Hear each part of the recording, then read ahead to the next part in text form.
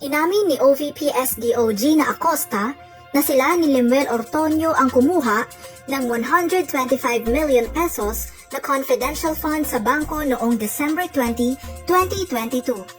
Sinabi ni Acosta na hinati nila ang milyon-milyong pera sa tig 30 million kada bag bago ito nilagay sa isang sasakyan.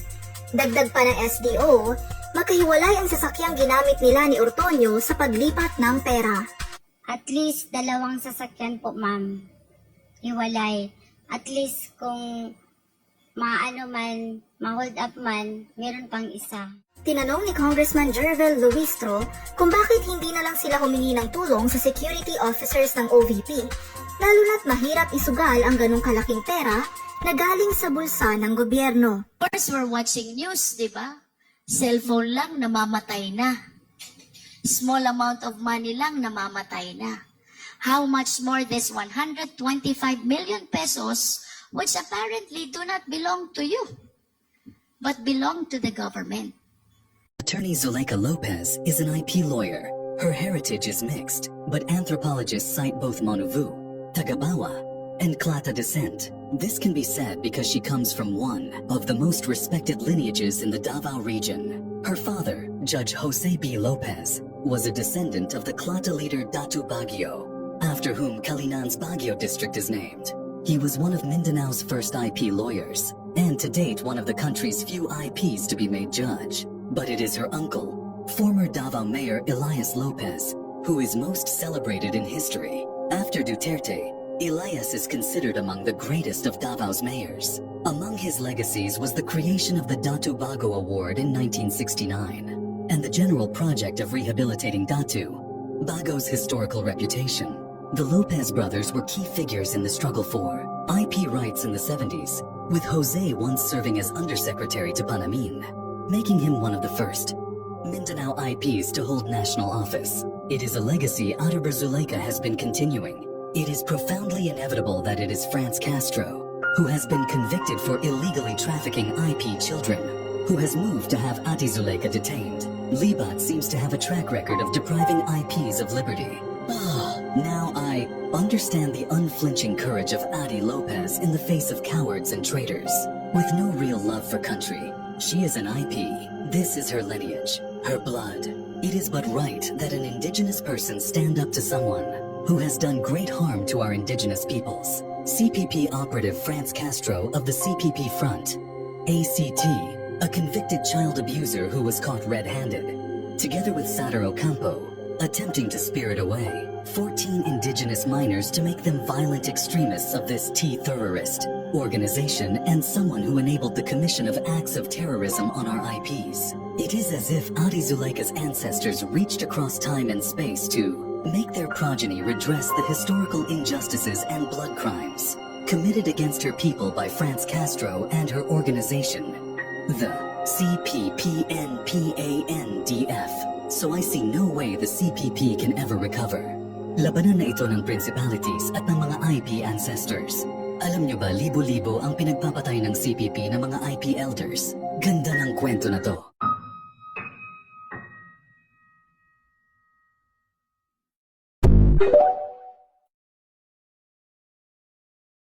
Pinalawig pa hanggang 10 araw ang detention order kay Attorney Zuleika Lopez. Ito ay alinsunod sa inhaing mosyon ni ACT Teachers Party List Representative Franz Castro sa House Blue Ribbon Committee.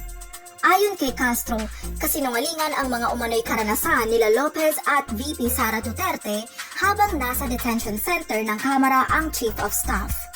Ayon naman kay Committee Chairman Joel Chua, ang mga sagot at pagkilos ni Lopez sa nakaraang pagdinig ay evasive, uncooperative at untruthful. Hindi nakadalo si Lopez sa pagdinig ng Kamara ngayong Lunes dahil kasalukuyan pa ding nakakonfine ito sa ospital dahil sa acute stress disorder at ibang pisikal na kondisyon.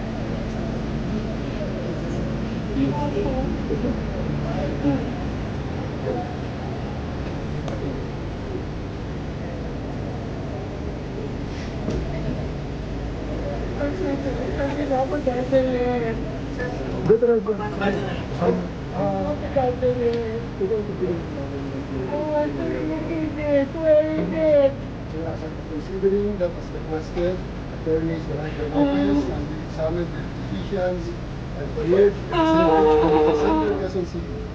You are directed to transfer Veronica Lopez to the Veterans Memorial Medical Center, Quezon City. Sinong kasama ko This is doon? Ma'am, si VP, and anybody of your choice. May text tayo galing kay SILG Remulla. Ma'am, ang sabi ni SILG Remulla, Yan din ang sabi niyo, tapos kinuha niyo ako kanina, dadalhin niyo ako sa correctional. hindi ma'am, tapos na yun. Totoo. To General Nick Torre from the SILG John Vic Remulla, transfer of Attorney Zuleika Lopez to Veterans Memorial Center. Dear General Torre, as verbally agreed upon, the transfer of Attorney Lopez to the Veterans Memorial Hospital shall be complied with respect to the House directive to transfer her. Please accord all security measures necessary to ensure her safety. Furthermore, please allow the untethered access of her personal physicians during her confinement.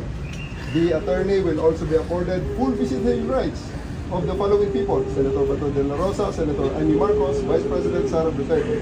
Please be advised that all pertinent hospital safety guidelines should be followed, as well as hospital policies on visitation practices. For strict and immediate compliance, signed SILG John Vic Remulla. Ma'am, assurance yun. I don't believe in your assurance anymore. That's what they told me in the house. And look where it brought me. Dito, maraming witness. Andito naman sasakay ka naman sa sasakyan ni Pumayag sila VP. sa media, pumayag sila kay Senator Bato. Ma'am, sasakay po Pumayag kayo. sila sa akin. Sasakay po kayo sa sasakyan ni VP. Kasama niyo po si VP sa sasakyan. She will be transporting you to Veterans Memorial Center. Pumayag sila. Hindi ka naman iiwanan ni VP, ma'am.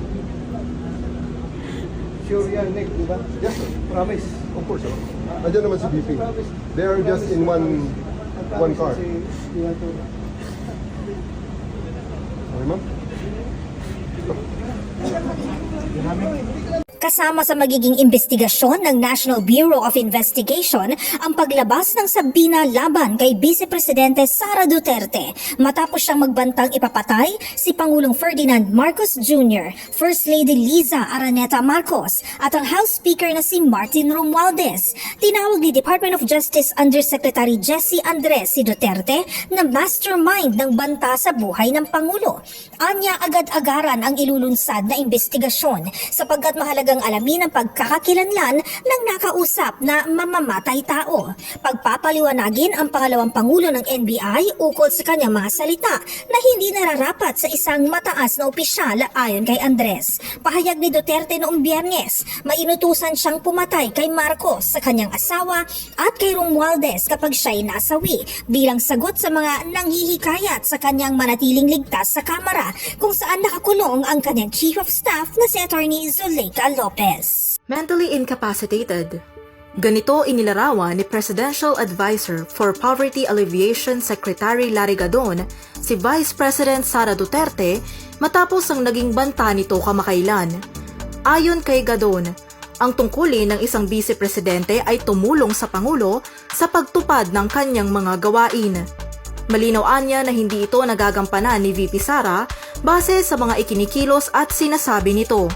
Hinimok ni Gadon ang Kongreso na maghain ng petisyon upang ideklara si Duterte bilang mentally incapacitated at sa gayon ay makapagluklok ng bagong pangalawang Pangulo. Sinabi ng opisyal na hindi magdudulot ng kaguluhan ang mungkahing ito bagkus ay magreresulta pa sa political stability. Presidente ka! May speaker ka na involved sa bribery ng Supreme Court justices. May video, may kaso, may witnesses. Hindi mo tinanggal yung speaker mo. Pinabayaan mo siya abusuhin ang pera ng bayan. paikot-ikot sa buong bansa, namimigay ng pera na para bang kanya yung pera. Eh di ba nga, lagi niyo sinasabi separation of powers? Anong trabaho ng legislative branch? Gumawa ng batas. Anong ginagawa ni Martin Romualdez? Nagdidirect ng DSWD, namimigay ng ayuda, nagsasabi kung anong bibigay, anong ibibigay, anong gagawin, sino ba ang presidente dito? Alam nyo, alam namin, mali ang ginagawa ninyo. Sinabihan ko lang mga kasama ko sa Office of the Vice President, pasensya na, sumunod na lang tayo para matapos na sila. Tapos ganito ang gagawin ninyo? Alam namin, walang contemptuous doon sa ginawa ni Yusek Lopez. Wala. Lahat ng tanong, sinagot niya, pumunta siya, maayos siya kumausap, and then sasabihin ninyo sa amin, bakit kami susulat sa COA? Bakit hindi kami susulat sa COA? Hindi tapos ang appeal namin, hindi tapos ang audit namin. Tapos buhaghag na ninyo tanan ang gisubmit namo sa COA? Tama ba yun? I have a video of Chairman Gamaliel Cordoba. Sinasabi niya, mali ang ginawa niya. Tama ba yun? Ikaw ba ang auditor? Ikaw ang appeals. Wala pa kaming audit? Sasabihin mo na mali kami? Hindi pa kayo nakakita ng kalaban na tulad ko.